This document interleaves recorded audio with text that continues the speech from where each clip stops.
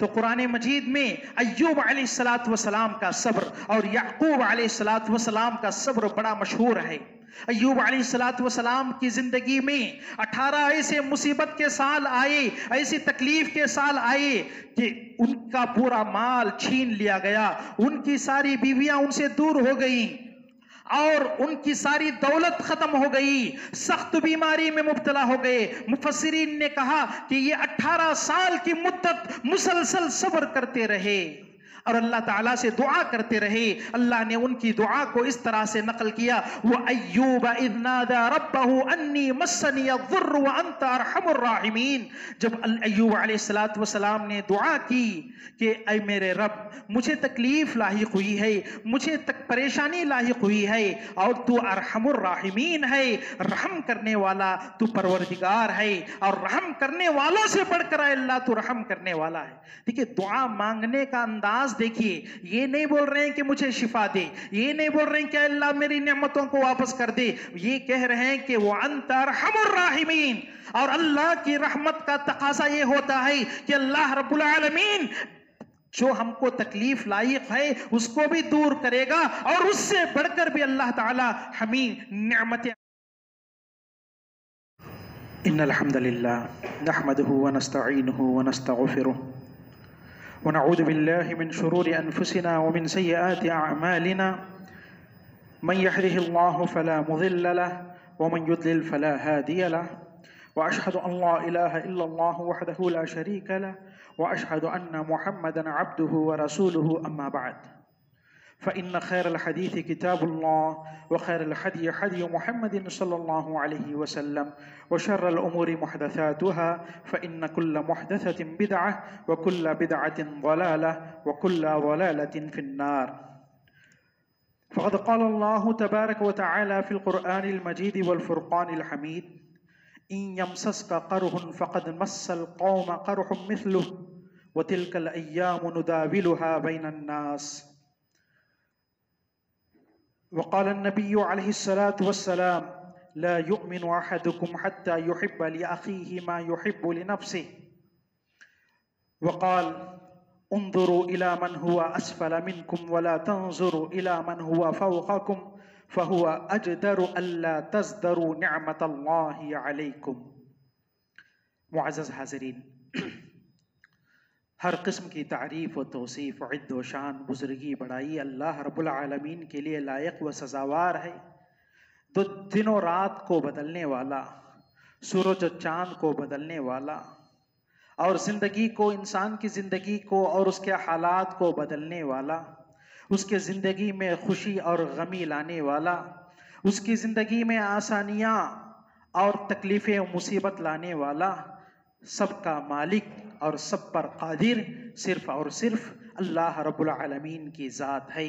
उस ज़ात गिरामी पर, अल्लाह की ज़ात पर अल्लाह की ज़ात पर बेहद हम लोग शुक्रगुजार होना चाहिए।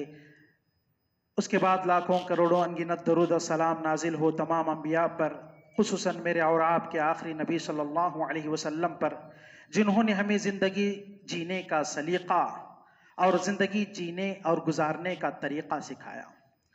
मुअज़्ज़ज़ हाज़िरीन, हम इस दुनिया में जब ज़िंदगी गुजारते हैं,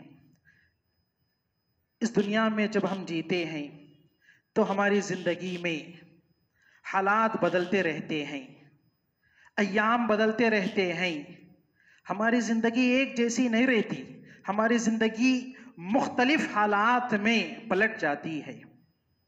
कभी खुशी आती है, कभी आसानियाँ आती हैं, कभी पसंदीदा काम हमारे ज़िंदगी में होते हैं, कभी गमी आती है, तकलीफ़ें आती हैं, मुसीबतें आती हैं, परेशानियाँ आती हैं और नागवार चीज़ों से हमें सामना करना पड़ता है।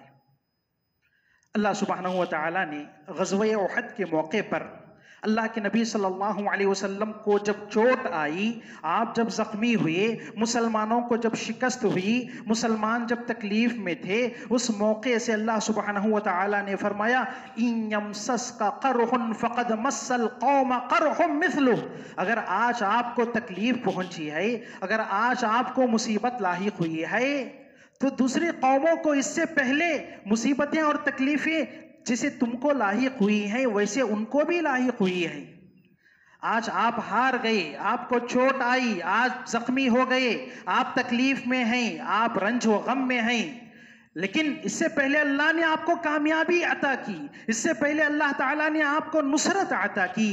जिस तरह आज आप तकलीफ में हैं, गम में हैं, उस तरह दूसरी कौमें भी एक वक्त गम में, तकलीफ में और परेशानी थी। वो तिलकल अय्याम नुदाविलुहा बैनन नास, और ये जो दिन होते हैं हम इसको घुमाते हैं, तब्दील करते हैं, रोटेट करते हैं। हमारी जिंदगी हमेशा एक जैसी नहीं होती। अल्लाह सुब्हानहू व तआला एक और आयत में इरशाद फरमाता है, इन्ना मअल उसरि युसरा, यकीनन मुश्किल के साथ, तकलीफ के साथ आसानी भी हमारी जिंदगी में आती है। आप दुनिया का कोई ऐसा आदमी नहीं देखे होंगे जिसके जिंदगी में सिर्फ खुशी हो, सिर्फ आसानियां हो, सिर्फ सहूलतें हो और कोई तकलीफ ना हो, कोई मुसीबत ना हो, कोई परेशानी ना हो। और ऐसा भी कोई आदमी आप नहीं देखे होंगे जिसकी जिंदगी में सिर्फ मुसीबत हो, तकलीफ हो, परेशानी हो, खुशी ना हो, आसानी ना हो, और वो हंसता ना हो और वो खुशी ना मनाता हो। ऐसे भी आदमी को न देखे होंगे, बल्कि हमारी पूरी जिंदगी खुशी और गमी के साथ जुड़ी हुई है।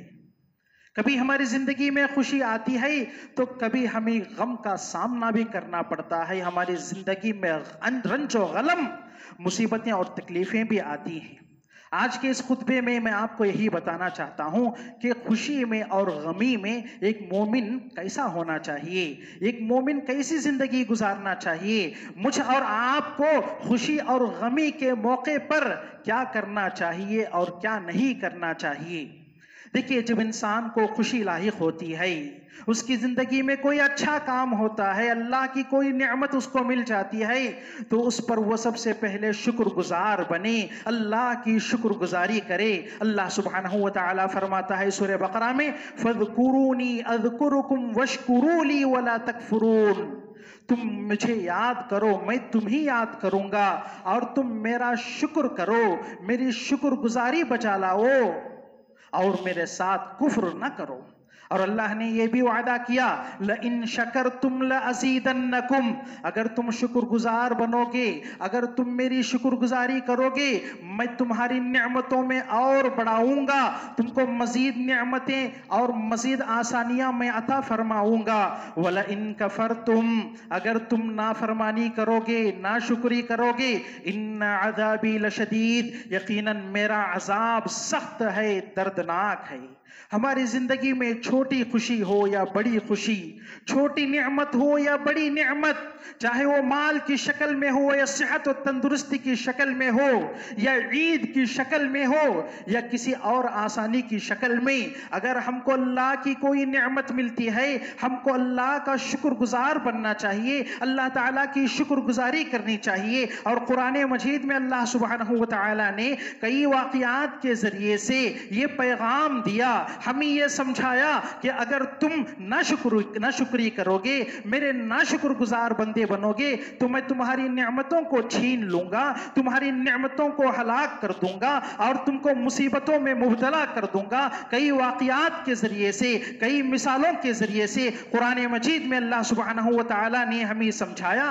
जैसा कि सूरतुल कलम में अल्लाह सुब्हानहू व तआला बाग वालों का एक छोटा सा किस्सा नकल किया कि यमन के करीब ये बागीचा था, उसका जो मालिक था किसान बहुत अच्छा आदमी था, सखी था, अल्लाह के रास्ते में खर्च करने वाला था।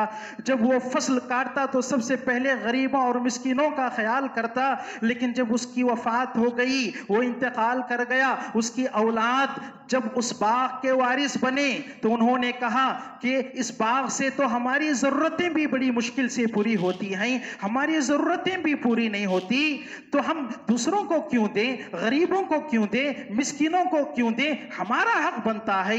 ये वो तसव्वुर करके एक मर्तबा एक प्लान बनाते हैं कि जब फसल काटने का वक्त आता है तो कहते हैं, आपस में मीटिंग करते हैं, मशवरा करते हैं कि हम सुबह सवेरे चुपके से जाएंगे और अनाज काट के लाएंगे और अनाज काट के रख देंगे, ताकि कोई मिस्कीन और कोई फकीर और कोई मोहताज हमारे बाग में भी ना आए और उसको देने की जरूरत ना पड़े।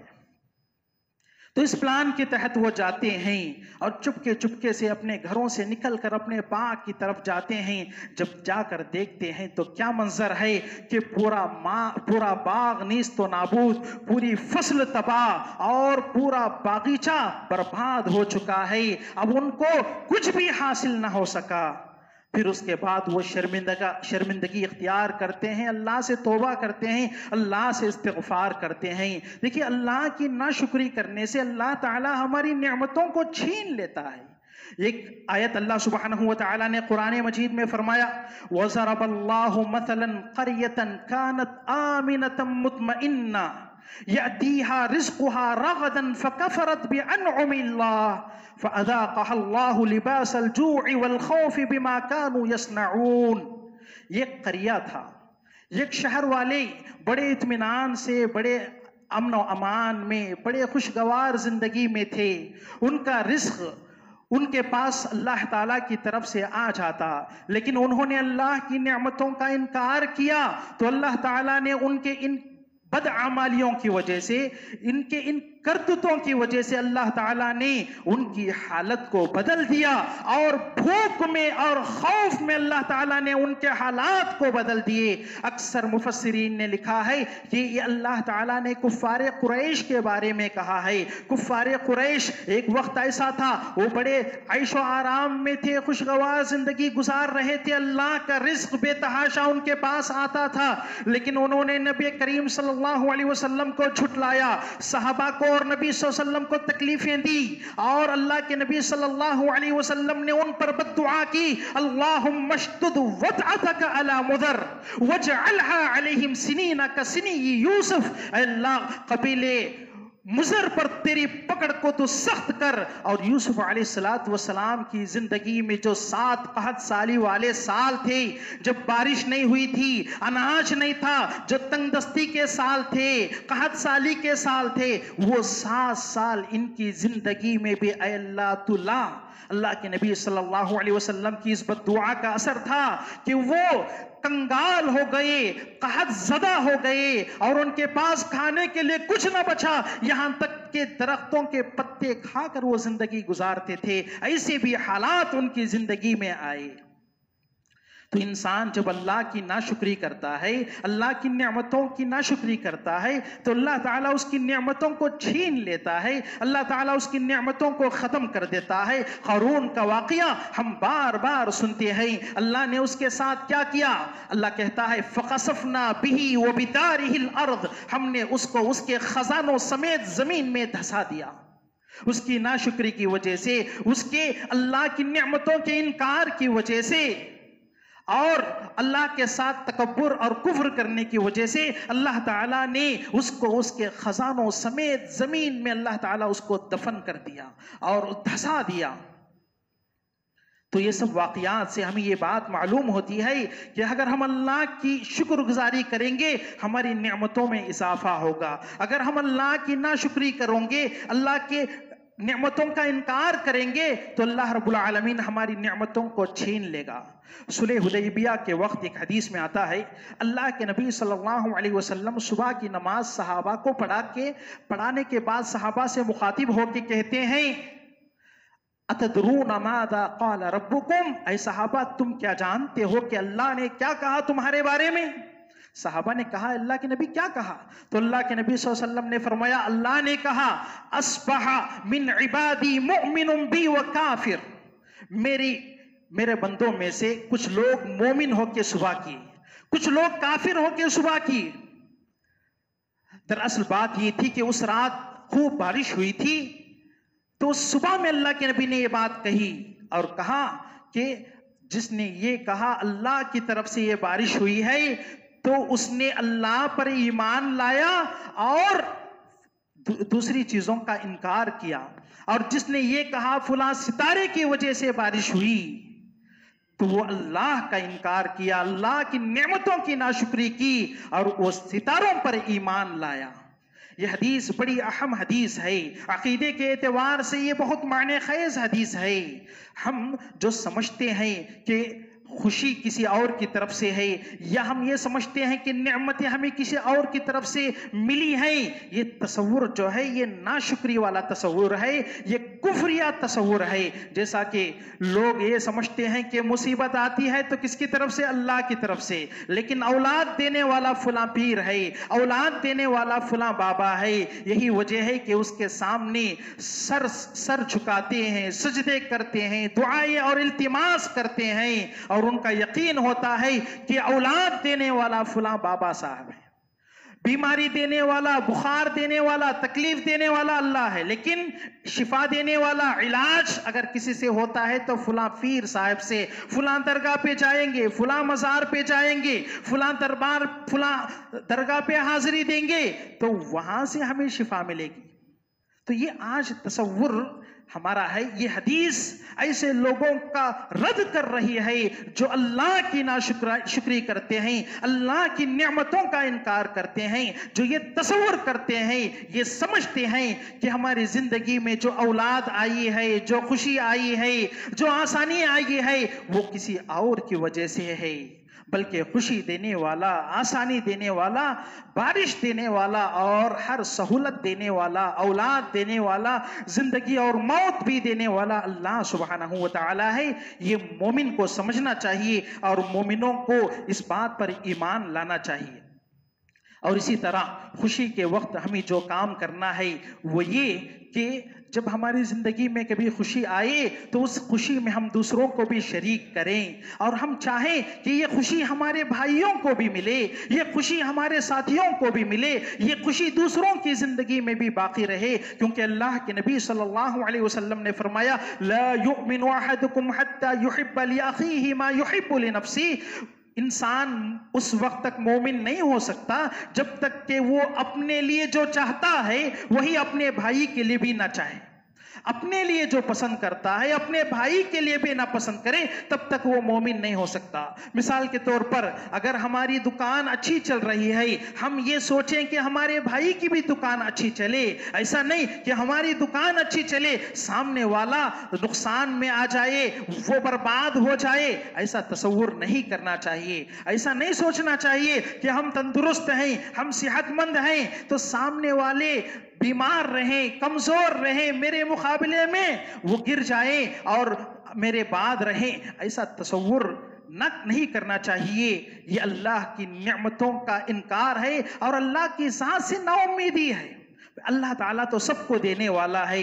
अल्लाह की रहमत, अल्लाह का फजल और अल्लाह रब्बुल आलमीन के पास जो नेमतें हैं वो सबके लिए भी अल्लाह ताला दे दे तो सारे लोगों के लिए वसी हो सकते हैं, तो हम उसको तंग क्यों कर रहे हैं? हम अपने लिए ही खुद गर्जी से क्यों सोच रहे हैं और मतलब परस्ती से क्यों सोच रहे हैं? ऐसा नहीं सोचना चाहिए। जैसा कि माहौल के अंदर यहाँ तक भी हालात पाए जाते हैं कि अगर हम देखते हैं कि सामने वाले की तिजारत अच्छी चल रही है, हमारी नहीं चल रही, तो उसके खिलाफ कुछ लोग जादू भी करा देते हैं, उसके खिलाफ कुछ लोग दूसरों के सहारे, शैतानों के सहारे, जिनों के सहारे उसको नुकसान पहुंचाने की भी कोशिश करते हैं।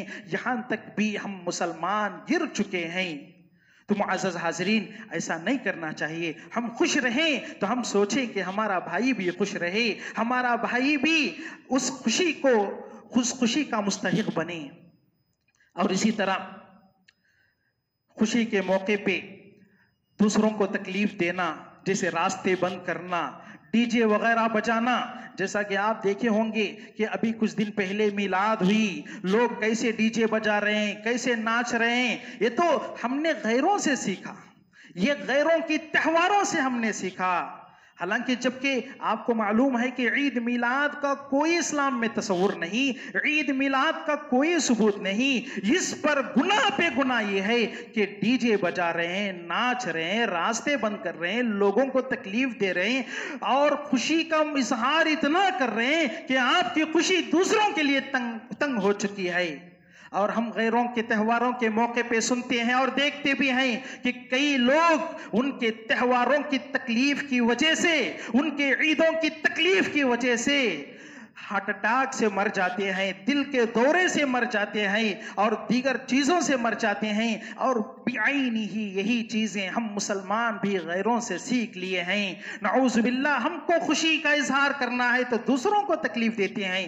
रास्ते बंद करना और नाच गाना करना और ऐसी चीजें करना, ये खुशी के मुनाफी है, ये खुशी नहीं है बल्कि ये शैतानी हरकत है। और इसी तरह खुशी के मौके पे गैर शरई रसूम और रवाज अंजाम देना, जैसे शादी का मौका आया तो गैर शरई रसूम और रवाज इतने बढ़ जाते हैं। खुशी का मौका है, किसी को इनकार नहीं, लेकिन ऐसे मौके पे फजूल खर्ची करना, गैर शरई काम करना, जैसे हल्दी की रस्म करे, मेहंदी की रस्म किए या दीगर रस्म और रवाज अंजाम दिए जिसका शरीयत से जरा भी ताल्लुक नहीं है, जिसका दूर दूर से शरीयत से लेन देन नहीं, ऐसे रस्म और रवाज को अंजाम देना बिल्कुल गलत है। और इसी तरह घर के इफ्तिताह के मौके पे खुशी है, घर बनाए हैं आप, ठंडक कर रहे हैं और दहलीज पे ले जाकर जानवर जुबा कर रहे हैं, बकरा जुबा कर रहे हैं, ये भी गैर शरई काम है, इसका भी शरीयत में कोई सबूत नहीं मिलता। ये सब गैरों के तरीके हैं जिसको हमने सीख लिया।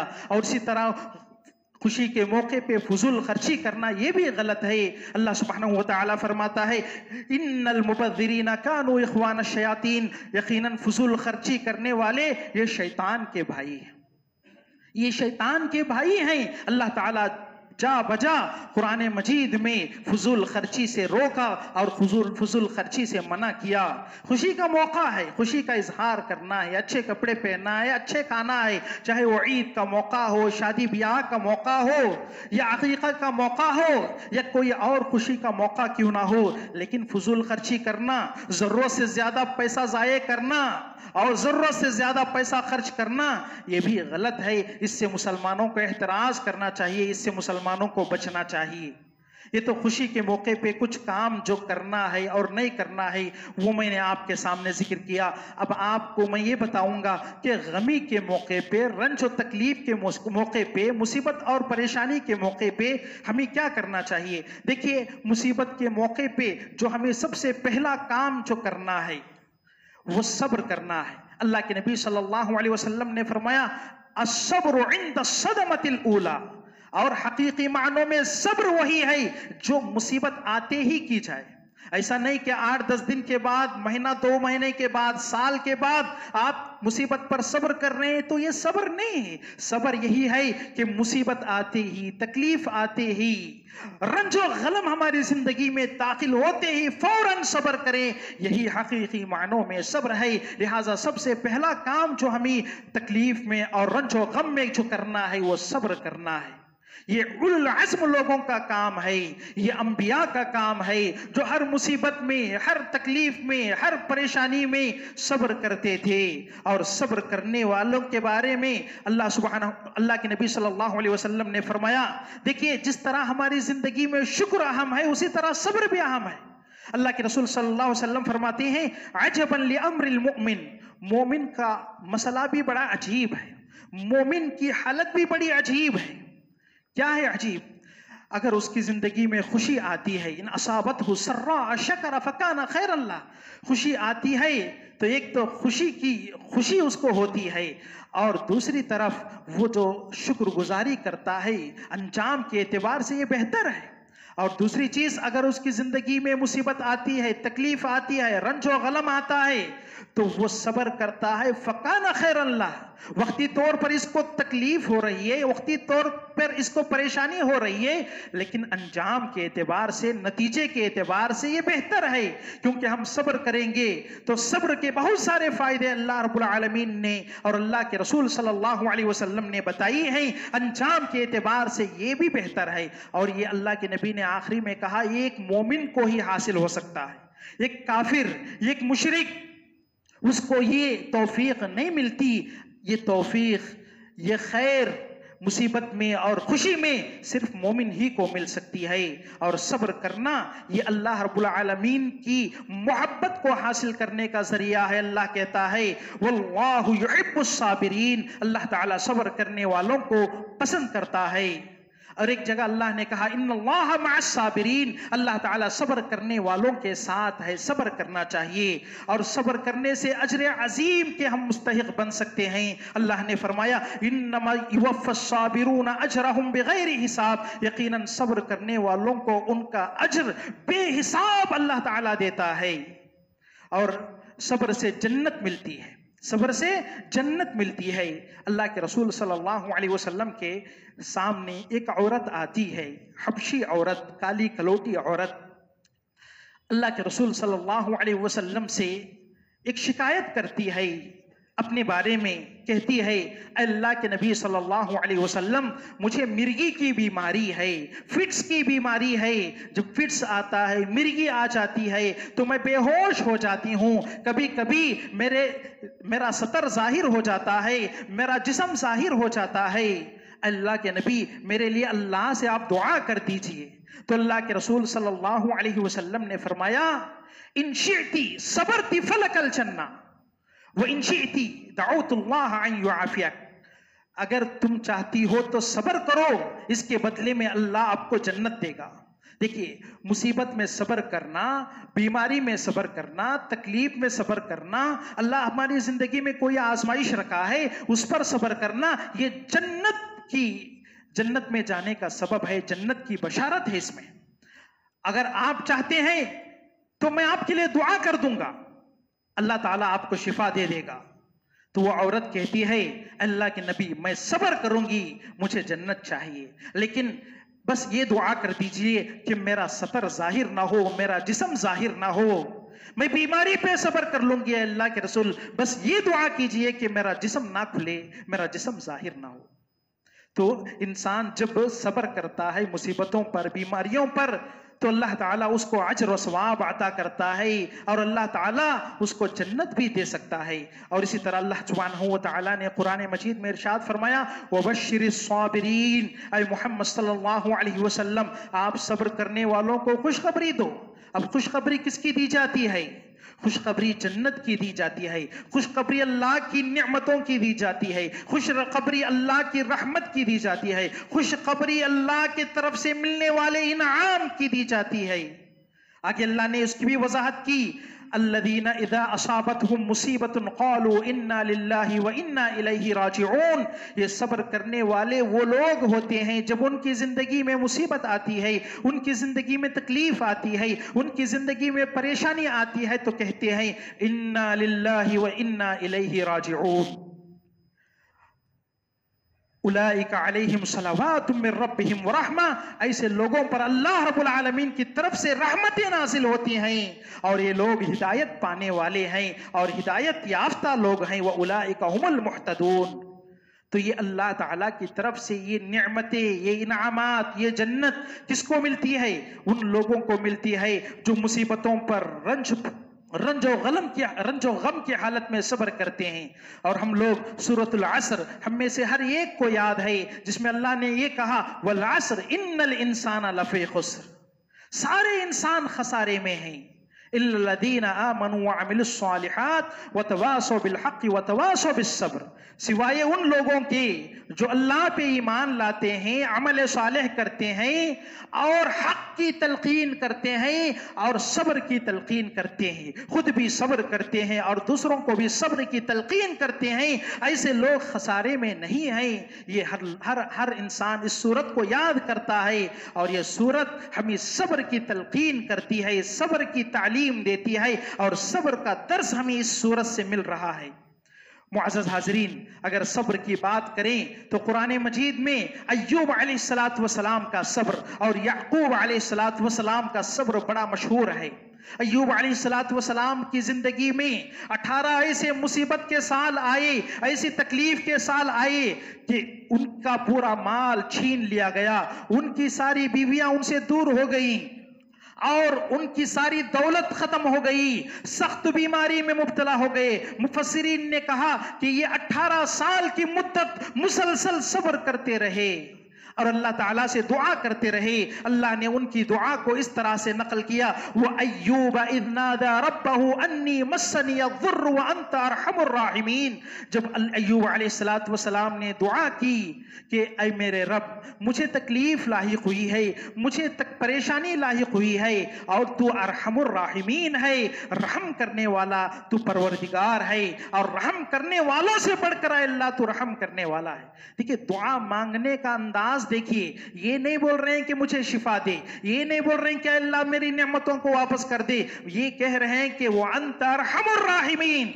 और अल्लाह की रहमत का तकाजा ये होता है कि अल्लाह रब्बुल आलमीन जो हमको तकलीफ लायक है उसको भी दूर करेगा, और उससे बढ़कर भी अल्लाह ताला हमें नेमतें अता करेगा। दुआ मांगने का भी एक उसलूब होता है, दुआ मांगने का भी एक अंदाज होता है। अगर कोई ये दुआ मांगे, अल्लाह मुझे शिफा दे, शिफा मिल जाएगी, लेकिन अगर ये अंदाज से अगर कोई दुआ करे वो अंत अरहमुर राहिमीन, तो अल्लाह की रहमत का जो जो तकाजा है, अल्लाह की रहमत के अंदर जो जो चीजें हैं, वो सारी चीजें हम लोगों को मिल सकती हैं अल्लाह की तरफ से। और इसी तरह याकूब अलैहिस्सलातु वस्सलाम का सब्र भी कुरान मजीद में अल्लाह ताला ने उसका जिक्र किया। जब यूसुफ अलैहिस्सलातु वस्सलाम उनसे छीन लिए गए, यूसुफ अलैहिस्सलातु वस्सलाम उनसे दूर कर दिए गए, इतना रोए, रो रो कर उनकी आंखें, उनकी बीनाई खत्म हो गई, उनकी रोशनाई खत्म हो गई, लेकिन फिर भी क्या कहते हैं, फसब्रुन जमील वल्लाहुल मुस्तआनु अला मा तसिफून। मुझे अब एक ही रास्ता बचा है, मुझे अब एक ही काम करना है, वो ये कि सब्र जमील करना है। और सब्र जमील कहते हैं कि ऐसे सब्र को जिसमें शिकवे और शिकायतें ना हो, जिसमें दूसरों के सामने वाबिला और ढंडोरा पीटने का जिक्र ना हो, और दूसरों के सामने अपने मसाइल बार बार करके तकदीर पर और अल्लाह की जात पर नाराजगी का इजहार ना हो, ऐसे सब्र को सब्र जमील कहा जाता है। ऐसे सब्र करने की मुसीबतों में हम लोगों को जरूरत है। और इसी तरह मुसीबतों में जो हमें जो काम करना है वो ये कि तकदीर पर ईमान लाते हुए, अल्लाह के फैसले पर राजी बरसा होकर, अल्लाह के फैसले को मंजूर करते हुए उस खुशी में सुकून से रहें, और अल्लाह की जात से पुरुम्मीद रहें कि ये मुसीबत देने वाला अल्लाह है, ये मुसीबत मेरी तकदीर का हिस्सा है, और मुसीबतों को दूर भी अल्लाह करेगा। और अल्लाह की हिकमत ये है कि अल्लाह कभी तकलीफ देता है तो आसानियां भी पैदा करता है। इस ईमान के साथ, इस यकीन के साथ और इस तवक्कुल के साथ हमें जिंदगी गुजारना है। अल्लाह सुब्हानहु व तआला फरमाता है, कुल लन युसीबना इल्ला मा कतबल्लाहु लना हुवा मौलाना व अलल्लाहि फल्यतवक्कलिल मुमिनून। ऐ मोहम्मद सल्लल्लाहु अलैहि वसल्लम, आप कह दो, हमारी जिंदगी में जो भी तकलीफ, जो भी मुसीबत, जो भी रंज और गम लाहिक होती है, वो अल्लाह की तरफ से है। वो रब, वो अल्लाह हमारा मौला है, हमारा आका है। और मोमिनों को चाहिए और तवक्कुल करने वालों को चाहिए कि वो अल्लाह ही की जात पर तवक्कुल करें, अल्लाह ही की जात पर यकीन करें। और एक आयत में अल्लाह ने कहा, मा असाब मिन मुसीबतिन इल्ला बिइज़्निल्लाह। मुसीबत जो भी आए, तकलीफ जो भी आए, रंजो गम जो भी आए, बीमारी और गुर्बत कुछ भी आए, वो अल्लाह की इजाजत से आती है, अल्लाह की तरफ से आती है। और एक हदीस में अल्लाह के नबी सल्लल्लाहु अलैहि वसल्लम ने फरमाया, वअलम मा असाबक लम यकुन लियुख्तिअक व मा अख्तअक लम यकुन लियुसीबक। ये जो टुकड़ा है, छोटा सा टुकड़ा, ये हमारी जिंदगी का ये उसूल की हैसियत रखता है। हमारी जिंदगी के सारे मसाइल का हल इस टुकड़े में मौजूद है। अल्लाह के नबी ने कहा, आप जान लो कि जो चीज तुमको पहुंची है, जो चीज तुमको मिली है, वो किसी भी सूरत से आपसे छूटने वाली नहीं थी। वमा अख्तअक, जो चीज आपको नहीं मिली है, जो आपसे छूट गई है, जो अल्लाह की तरफ से आपको मुयस्सर नहीं हुई है, किसी भी सूरत में वो चीज आपको मिलने वाली नहीं थी। ये कायदा अगर हम अपनी जिंदगी में नाफिज करेंगे तो इसमें हमारे सारे मसाइल का, सारी मुसीबतों का, सारे रंज और गम का हल हमें इस टुकड़े में नजर आता है। और इसी तरह एक जरूरी काम मुसीबत के वक्त जो हमें करना है वो ये कि हम हमेशा मुसीबत में अपने से नीचे वालों को देखें। हम गरीब हैं, हमसे गरीब को देखें। हम तंगदस्त हैं, हमसे बढ़कर तंगदस्त को देखें। और ये तसव्वुर करें कि हमारी जिंदगी में कर्ज है, हमारी जिंदगी में रोजी रोटी की किल्लत है, हमारी जिंदगी में माशी एतबार से हम कमजोर हैं। लेकिन कुछ ऐसे भी लोग हैं जो सड़कों पे भीख मांग रहे हैं, कुछ ऐसे भी लोग हैं जो दूसरों से लिए बगैर उनका पेट नहीं भरता, उनकी 2 वक्त रोटी उनको मुयस्सर नहीं है। अगर हम बीमार हैं तो ये सोचें कि कोई हमसे ज्यादा बीमार है जो हॉस्पिटलों के अंदर अपनी जिंदगी के आखिरी सांसें ले रहा है। अगर हम बीमार हैं तो ये सोचें कि कोई हमसे ज्यादा मरीज है, मजनून है, दीवाना है। लोग उसको पत्थर से मार रहे हैं, लोग उससे बच रहे हैं, लोग उसको हकीर समझ रहे हैं। ऐसा तो अल्लाह ने हमें नहीं बनाया। ये तसव्वुर, ये शुक्रगुजारी की कैफियत मुसीबत के वक्त भी आना चाहिए हमारे अंदर। और इसी तरह जिंदगी के किसी भी मरहले में, किसी भी सूरत में हमें रंजो गम तकलीफ आए तो हम हमेशा अपने से नीचे वालों को देखें। यही चीज अल्लाह के नबी सल्लल्लाहु अलैहि वसल्लम ने बताया, उन्जुरु इला मन हुआ अस्फला मिनकुम वला तंजुरु इला मन हुआ फौककुम। ऐ लोगों, तुम हमेशा अपने से नीचे वालों को देखो, अपने से ऊपर वालों को न देखो, क्योंकि ऊपर वाले बहुत होते हैं, ख्वाहिशात खत्म नहीं होती। हम थोड़ा तरक्की कर ले, हमसे ऊपर वाला हमको नजर आएगा, उसके मकाम को पहुंचे तो उससे बढ़कर जो आदमी होगा वो हमको नजर आएगा। इस तरह से हमारे ख्वाहिशात की कोई रोक नहीं है। लिहाजा ऊपर वालों को नहीं देखना है, बल्कि हमेशा हम अपने से नीचे वालों को देखना है। और आखिरी बात जो हमें यह करना है कि हम अल्लाह रब्बुल आलमीन से हुस्न ज़न रखें, अल्लाह की ज़ात से अच्छा गुमान रखें और अल्लाह से दुआ करें। और अल्लाह की रहमत से ना उम्मीद ना हो, अल्लाह की रहमत से मायूस ना हो। अल्लाह ताला दुआओं को कबूल करने वाला, हमारी मुसीबतों को दूर करने वाला और हमें अल्लाह ताला आसानियां देने वाला है। तो अल्लाह की ज़ात से उम्मीद रखें, हुस्न ज़न रखें और अल्लाह से दुआ करें तो इंशाअल्लाह हमारे सारे मसाइल ख़त्म हो जाएंगे, सारे रंजो गम दूर हो जाएंगे। अगर गम, हमारे रंजो गम दूर भी ना हो, दुनिया में ख़त्म भी ना हो, फिर भी अजर सवाब की शक्ल में, जन्नत की शक्ल में इसका बदला अल्लाह ताला हमारे लिए रखा है। ये तसव्वुर करके जिंदगी गुजारें तो ये सारी मुसीबतें हमारे लिए बहुत आसान हो जाएंगी। और आखिरी बात यह है कि देखिए, खुशी में इंसान अल्लाह को भूलता है, लेकिन गम में इंसान अल्लाह के करीब होता है। खुशी में इंसान अल्लाह की नेमतों की नाशुक्री कर सकता है, लेकिन गम में, तकलीफ में, मुसीबत में इंसान जो है अल्लाह के मजीद करीब होता है। उसको अल्लाह से दुआ मांगने की, नमाज पढ़ने की तौफीक मिलती है।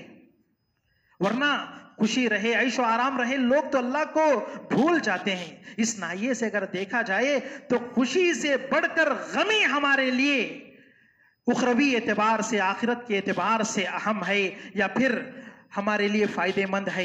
ये तसव्वुर के साथ जिंदगी गुजारें, इंशाअल्लाह हमारी सारी मुसीबतें और हमारी सारी तकलीफें आसान हो जाएंगी। अल्लाह ताला से दुआ है कि अल्लाह रब्बुल आलमीन हमें अल्लाह का शुक्रगुजार बंदा बनाए और मुसीबतों पर सब्र करने वाला अल्लाह ताला हमें बनाए। और अल्लाह की रहमत, अल्लाह तो हमें अता, अल्लाह तो हमें तेरी रहमत से नवाज, अल्लाह तेरी रहमत से पुरुम्मीद होने के अल्लाह तो हमें तौफीक अता फरमा। अल्लाह हम तेरे बारे में अच्छा गुमान करते हैं, हुस्न ज़न रखते हैं। अल्लाह तू हमारी मुसीबतों को, हमारी तकलीफ को, हमारे रंजो गम को दूर फरमा।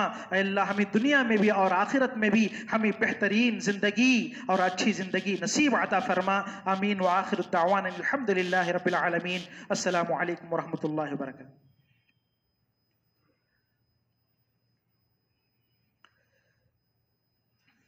إن الحمد لله نحمده ونستعينه ونستغفره ونعوذ بالله من شرور أنفسنا ومن سيئات أعمالنا من يهده الله فلا مضل له ومن يضلل فلا هادي له وأشهد أن لا إله إلا الله وحده لا شريك له وأشهد أن محمدا عبده ورسوله أما بعد فإن خير الحديث كتاب الله وخير الهدي هدي محمد صلى الله عليه وسلم وشر الأمور محدثاتها فإن كل محدثة بدعة وكل بدعة ضلالة وكل ضلالة في النار فقد قال الله تبارك وتعالى في القرآن المجيد والفرقان الحميد إن الله وملائكته يصلون على النبي يا أيها الذين آمنوا صلوا عليه وسلموا تسليما اللهم صل على محمد وعلى آل محمد كما صليت على إبراهيم وعلى آل إبراهيم إنك حميد مجيد اللهم بارك على محمد وعلى آل محمد كما باركت على إبراهيم وعلى آل إبراهيم إنك حميد مجيد عباد الله رحمني ورحمكم الله إن الله يأمر بالعدل والإحسان وإيتاء ذي القربى وينهى عن الفحشاء والمنكر والبغي يعدكم لعلكم تذكرون اذكروا الله يذكركم وادعوه يستجب لكم ولذكر الله تعالى أولى وأعز وأجل وأتم وأكبر